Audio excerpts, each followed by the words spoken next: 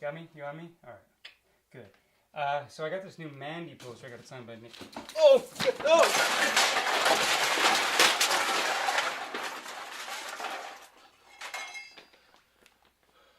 What did you do? Kick the chair out from under me? What are you just filming me for? Call somebody. What? Welcome to Room 666. Today we're going to be reviewing Mandy, the latest film from Panos Cosmatos. Fuck. I said that right? Cosmatos, yeah. The film stars Nicolas Cage, Andrea Riseborough, and Linus Roach. Oh, let's get into this fucking crazy thing. Come with me. Panos Cosmatos. You're crazy for this one. He is probably one of the best, I would say, horror, sci-fi, just genre filmmakers working today. This film pretty much proves that. So, I mean, you basically have this sort of simple story. Nick Cage and Andrea Riseborough, who plays Mandy, are just living this kind of simple life. He's a lumberjack just out chopping wood, and they live kind of in this, up in the mountains in the woods. They live in this kind of beautiful home. She's like, you know, she's just always reading books. They're always just laying together. And that's the beginning of the film. And it really kind of starts off as this kind of slow burn of just this kind of just really kind of beautiful sci-fi love story. Everything is just, from the very start, you're just watching an acid kind of fever dream. And at first, it's a good acid trip. You're on it, you're feeling the love, you're kind of feeling that, you know, this kind of sort of very just slow, kind of drony, just very even romantic kind of vibe at the beginning of this film. And then you have Linus Roach's character come into the fucking, all he does is drive by and see Mandy, and he ends up wanting to take her. Now, he's some fucking crazy religious freak guy, right? He thinks he is a god, and he has a bunch of followers, which is sort of like this little cult that follows him. Boom! It ramps up. And that's when shit starts to go down, and that's when this becomes kind of like this fucking Mad Max, Evil Dead, fucking John Carpenter, just insane genre revenge thriller. And the way Panos does stuff here, where he films the fight scenes, where he does kind of like these strange drug trips that the characters go on. There's a lot of animation that's in it when Nick Cage is dreaming. There's so many just kind of bold choices that not a lot of directors would have the balls to make, and not a lot of studios would have the balls to let them make that. And this film is, you know, I think a director just basically putting it all up there without worrying about what anybody's going to think about it, what anybody's going to say about it, and just kind of doing it. And he really goes for it here. It is a beautiful film in that it's a great love story, but it's also just an ugly, violent, and just dirty movie, but in the best possible way. It really felt like watching it up on the big screen that we were watching some film that they found, you know, from back in like the 70s. Some film reel they found, and they're just, we found this movie that no one's ever seen before, because it just really has that vibe. And I think, you know, it is just kind of a straightforward story. You're just going to have Nick Cage letting loose, just chopping people's heads off, using chainsaws to kill people, to avenge, you know, his love, Mandy, to get Mandy.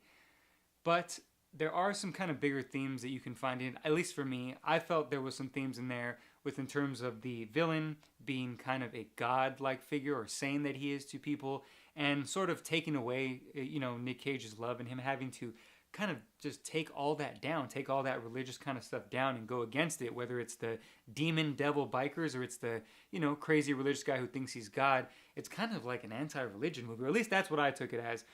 But it may not be. That's just what I saw it as, and I think that's a great thing. I love Panos for this shit. This is great. If you haven't seen Beyond the Black Rainbow, then I would say check that out so you can kind of know his style. It's kind of slow. It takes a lot to build up. There's going to be a lot of grainy footage. You're going to look at a lot of stuff and be like, why would he put that shot in there? But if you watch the film as a whole, as a complete piece of art, you'll see that every single thing that he did in there was in service to his story and to his vision. And that's why Mandy is one of the best films of the year and one of my favorite of the year. You crazy Panos. Let's talk about King Cage. Now, he's kind of in and out of these crazy films, right? He does these sort of straight to DVD, kind of wild concept, weird cop movies that he's not really always good in.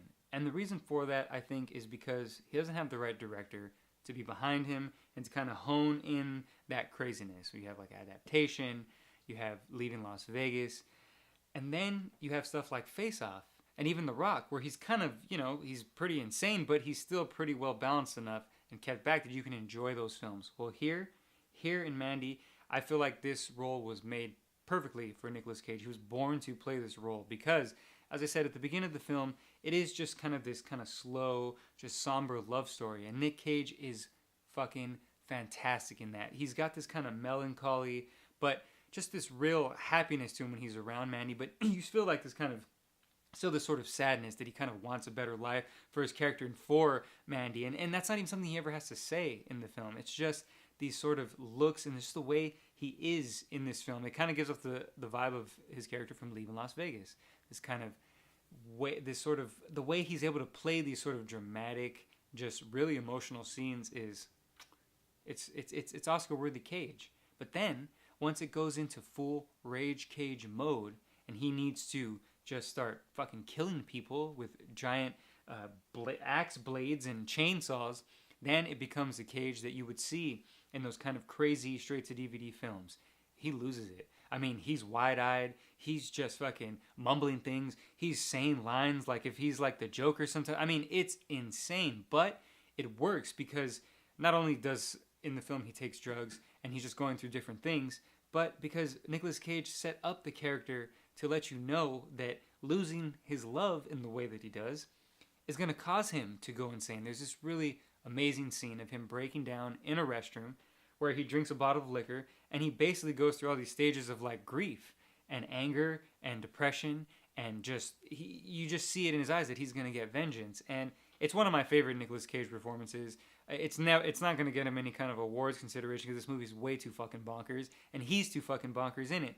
But I really think that if this movie was probably a little more straightforward and it was this particular Cage performance, he would be considered for an Oscar because it's great. Nicolas Cage, I love you.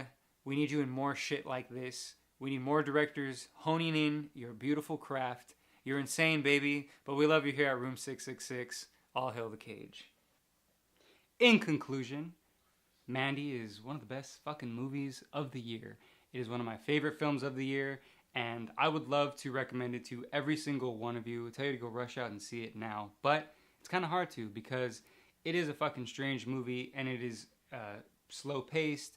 It's got a lot of weird shit. It's dark. It's just metal as fuck. Nicolas Cage raging out in the best possible way. So if you enjoy watching that kind of stuff, if you like just watching Nicolas Cage do his thing, if you watch all those kind of shitty movies that he does, this is the one I would say to definitely see.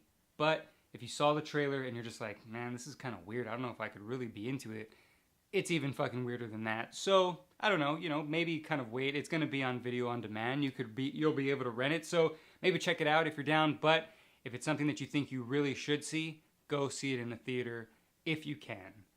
I love this fucking movie. But, as I said, it's hard really to recommend it to a lot of people because it's really not a mainstream type film.